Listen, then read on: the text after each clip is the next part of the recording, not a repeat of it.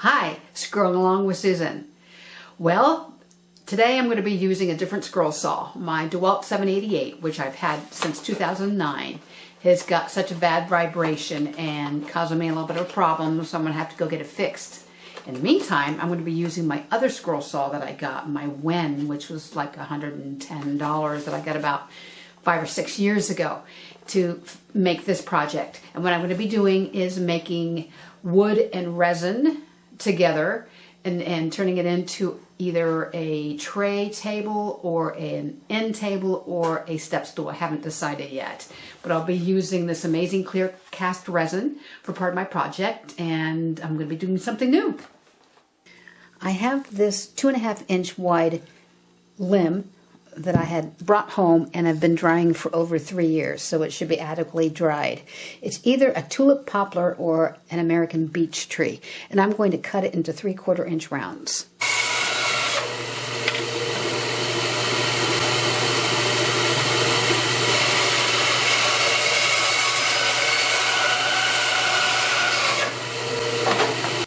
The log was 20 inches long.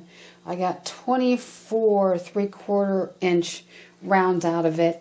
It got to the point where I couldn't hold onto it in a safe manner on my bandsaw, so I stopped. Probably would have been easier to remove all of this when it was still a whole log, but here I am, and it removes fairly easy.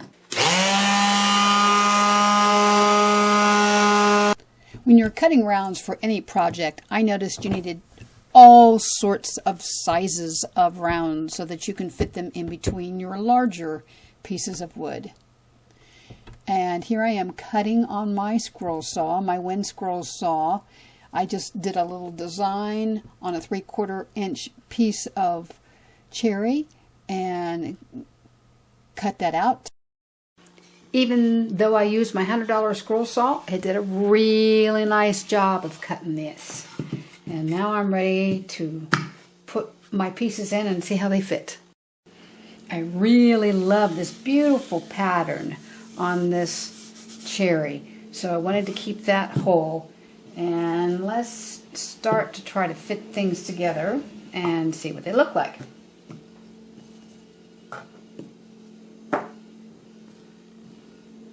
Here's one of the layouts I'm considering. It's 12 by 16. Some of what I'm doing now, I am following what I learned on YouTube, was to drill holes in each piece so that some of the resin goes inside and helps hold them. And then I'm gluing the pieces to the background. And I chose a nice piece of 3/4 inch round of walnut for the center. I am just putting some pressure on the top of the wooden pieces so that they glue nicely to my base. And then I'm going to put polyurethane on the top of all of the pieces so that when I'm pouring the resin, it won't soak into the top parts, and that will still have that really pretty colored wood there. What I have here is a piece of plastic that goes all the way around on the inside to catch any of the resin that may spill out, and I have the sideboards as tight as I can get on all sides so that I can do my pouring. The instructions for the resin say to pour about 1/2 inch thick, let it dry for 4 hours, and then pour the other amount if it's thicker than 1/2 inch. So that's what I'm doing here. And I'm using a mica colorant, and it's actually safe for humans. It's often used in soap. Mixing that up, and follow your instructions on how to mix your type of resin. And then this was kind of a mess. I was trying to pour it in all of the holes, and it ended up getting on the top of all of my pieces, and I did a lot of scraping. So the next time I went back to the drawing board and used one of those child syringes that you use for medications to try to get more exact, and that was a lot easier the next time around. And I have a heat tool that I used on the top of my resin to blow on each area to try to eliminate some bubbles. And that's always recommended so that you don't have as many bubbles in your final piece. Now it's time to let it cure for about 72 hours. This was kind of exciting for me because I've never done anything like this. So this is the great unveiling, and it didn't turn out too bad. On the bottom of my piece, I had a 1/4 inch Baltic birch plywood, and it was a little bit longer than the rest of it. So I had to take it back to my table saw and even it all out.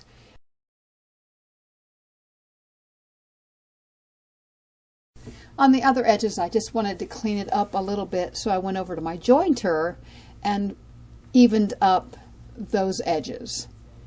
And it went pretty well. Well, I've tried all type of techniques. I've used my saw, I've used my jointer to make the ends smooth. Now I'm just getting rid of all those extra little pieces. And then I'm going to try running it through my planer. We'll see what happens. I'm a little nervous about that. Each time I ran this through my planer, I only took off a very minuscule amount. I ran it through my planer as much as I felt comfortable with. When it started bogging down, then I stopped. But it did get rid of a lot of the high points. And now I'm going to be sanding, sanding, and sanding. I started out with 150 grit with this sander, and then I decided I needed to go back to 80 grit with my other sander because it wasn't taking off enough to even it all out. So this overall took probably about an hour and a half, a little bit longer than I expected. There's got to be a better way to do this.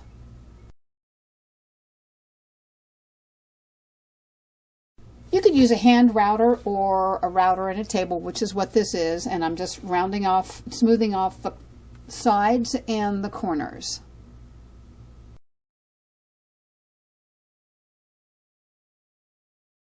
I used 220 grit and then 400 grit before I took some mineral spirits and cleaned off all the residue to see where I might need to do some more work. And it looked pretty good. I'm using triple thick wipe-on polyurethane.